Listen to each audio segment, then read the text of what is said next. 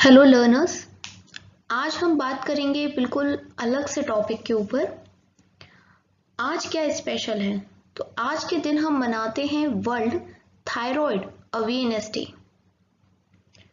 पहली चीज, video start करने से पहले मैं ये बोलना चाहूंगी कि आप इस वीडियो को देखने के बाद ऐसा मत सोचने लगना कि आपको भी थायराइड है। हो या ना हो, बहुत लोगों की आदत होती है, सिम्टम्स जैसे ही हम बता देंगे तो वो ये सोचने लगते हैं कि हमें भी ये बीमारी है। और जब भी हम किसी बीमारी के बारे में, किसी भी चीज़ के बारे में सोचते हैं कि ऐसा है तो वो हो जाता है। इसलिए हमारे बड़े और एंशियंट से चलता आ रहा है, मतलब पुराने टाइम से चलता आ रहा है कि हमेशा हमें पॉजिटिव सोचना चाहिए। इसलिए हमारे बड़े कहते हैं पॉजिटिव सोचो, जो सोचोगे वो कहीं ना कहीं होगा, इसलिए कभी बुरा मत बोलो। ये भी बताया जाता था कि हमेशा अपने मुंह से सही शब्द निकालो, अच्छे शब्दों का यूज करो, क्योंकि दिन में एक बार सरस्वती बैठ जाती है। वो तो चलो ठीक है, कहते हैं, लेकिन फिर भी हमें अच्छा बोलना चाहिए और अच्छा सोचना चाहिए। इस वीडियो को मेरा बनाने का मकसद ये है कि आज वर्ल्ड थायराइड अवेयरनेस डे है, तो मैं भी आप सबको अवेयर करवाऊं थायराइड के बारे में, और फिर आप फर्दर दूसरे लोगों को बताएं और स्प्रेड करें अवेयरनेस अमंग ऑल। तो चलिए वीडियो को स्टार्ट करते हैं। तो पहली चीज देखिए, वर्ल्ड थायराइड डे मनाया जाता है हर साल मई 25 को। और ये किस किस को डेडिकेटेड है? तो जो भी लोग थायराइड के पेशेंट हैं या जो भी लोग थायराइड डिसीज की पढ़ाई कर रहे हैं कि कैसे इसका ट्रीटमेंट किया जाए, इन सभी लोग को ये दिन डेडिकेटेड है। पहली चीज ये कि थायराइड क्या है। तो थायराइड एक प्रकार का ग्लैंड होता है, छोटा सा ग्लैंड है जो कि हमारे गर्दन के सामने वाले हिस्से में होता है, और ये कुछ इस प्रकार का दिखता है मानो तितली हो, लाइक अ बटरफ्लाई। अभी मैं आपको उसकी पिक्चर भी दिखाऊंगी, तब आप कंपेयर करना कि हाँ, कुछ कुछ तितली के जैसा दिख रहा है। और ये हमारी जो विंड पाइप रहती है, सांस वाली विंड पाइप है जो हमारी, उससे रैप्ड, उससे लिपटा हुआ होता है। और गर्दन के फ्रंट में हमें महसूस हो भी सकता है जिनको थायराइड है, और दिखता है। If your body makes too much thyroid hormone, you can develop a condition called hyperthyroidism, and second condition है hypothyroidism, जिसमें कम थायराइड होता है। तो देखो, दो कंडीशन होती हैं, दो प्रकार के थायराइड होते हैं। एक जिसमें हमारा शरीर ज्यादा थायराइड हार्मोन रिलीज करता है, तो ये हाइपरथायरॉयडिज्म की कंडीशन है। और जिसमें हमारा शरीर कम थायराइड रिलीज करेगा, दैट इज हाइपोथायरॉयडिज्म। ठीक है, तो ये है फिगर। देखिए, लग रहा है ना कुछ बटरफ्लाई जैसा। सेंटर में देखना आप, और एक एक चीज देखेंगे। ये देखिए, ऐसा लग रहा है जैसे बटरफ्लाई के विंग्स हों, लग रहा है ना, कुछ इसी प्रकार के बटरफ्लाई के विंग्स होते हैं। और ये है वो हमारी विंड पाइप। तो इस विंड पाइप से ही ये लिपटा हुआ है, और बाकी सारी चीजें तो आपको इतना डीप जाने की जरूरत नहीं है। सो क्वेश्चन आता है कि what does thyroid do. Thyroid क्या करता है, जो ग्लैंड है वो क्या करता है?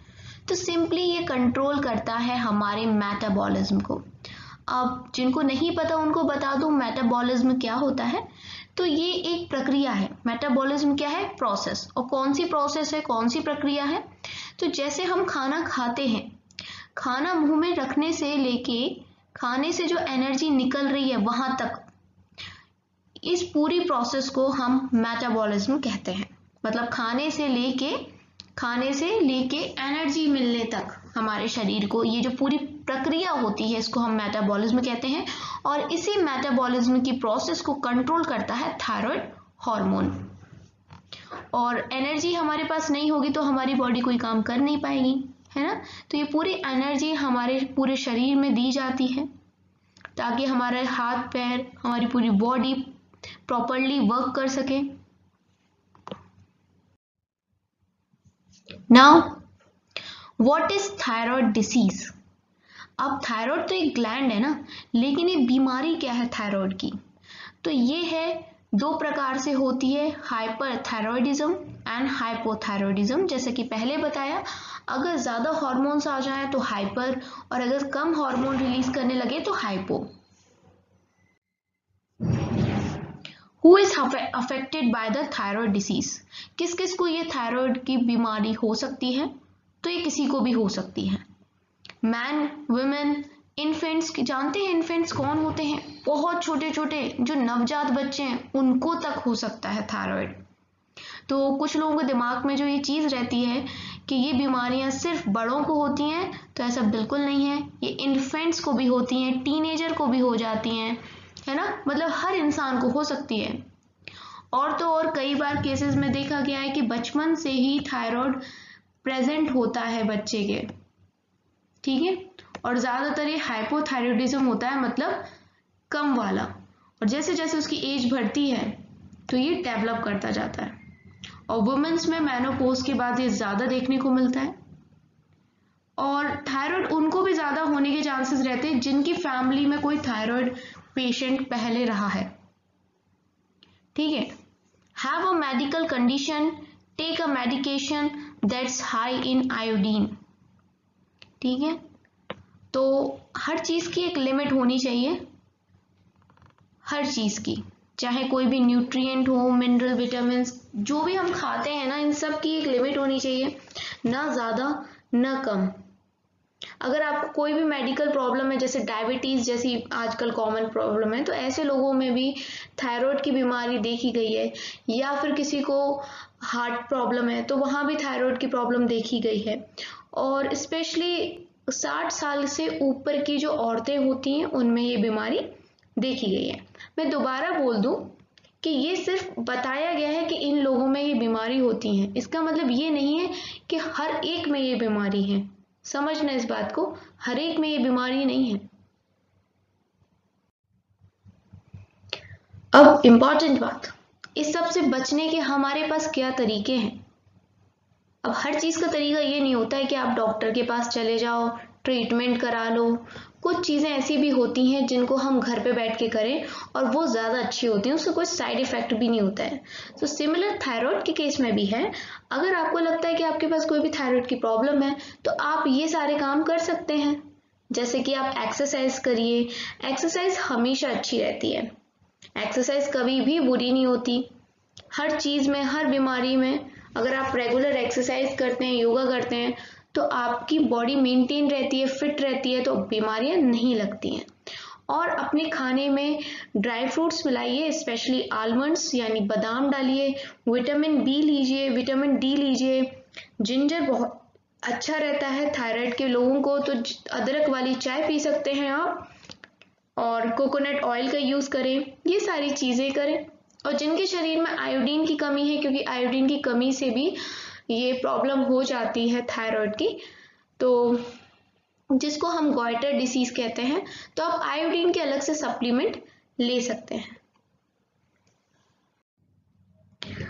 अंत में इतना ही बोलूँगी कि मैंने आपको जो भी जानकारी दी, मैं कोई डॉक्टर नहीं हूँ, तो एक आम आदमी के हिसाब से जितनी हमें जानकारी होनी चाहिए उतनी मैंने आपको दी है, क्योंकि आज यही दिन है, जितनी जागरूकता फैला सको उतनी फैलाओ। तो अगर आपको लगता है कि आपको थायराइड की प्रॉब्लम है तो आप अपने डॉक्टर से बातचीत कर सकते हैं, और जो मैंने बताया घर पे ये काम भी करके देखिए, आपको फ़ायदा ज़रूर होगा। प्रॉब्लम ज़्यादा बढ़ती है तो आप डॉक्टर को भी दिखा सकते हैं। और बीमारी को कभी भी बढ़ाइए मत, बीमारी को पालिए मत। आप जितना बीमारी को पालेंगे वो उतनी घातक सिद्ध होगी। इसलिए अपना ख्याल रखिए, एक्सरसाइज करिए और बैलेंस्ड खाना खाइए, ठीक है। अपनी डाइट में न्यूट्रिएंट्स के साथ फाइबर और वाटर भी, पानी कम मत पीना, पानी ज़्यादा पीना है, ठीक है। और फाइबर भी लीजिए, सीजनल वेजिटेबल्स खाइए। ऐसा मत करिए कि हम तो सिर्फ कीवी और स्ट्रॉबेरी यही खाएंगे, ऐसा बिल्कुल भी नहीं है। ये विदेशी चीज़ें हैं, ये कहाँ लिखा है कि विदेशी चीज़ों में ही गुण होते हैं। आप अपने लोकल फ्रूट्स खाइए, ठीक है। और सबसे अच्छी चीज़ होती है जो सीजनल फ्रूट्स हैं, हमेशा उन्हीं को खाना चाहिए। आज के टाइम पे आप जब भी सुपर बाजार जाओगे तो आपको पूरे 12 महीने हर सब्जी मिल जाएगी, लेकिन सब्जी वही फायदेमंद होती है जो सीजनल हो, फ्रूट वही फायदेमंद है जो सीजनल हो। पर डे एक फ्रूट तो जरूर ही खाया करें, खाने से पहले सैलेड खाया करें और संतुलित आहार लें, ठीक है। कोई बीमारी आप तक नहीं आएगी और योगा और एक्सरसाइज अवश्य करें। Thank you.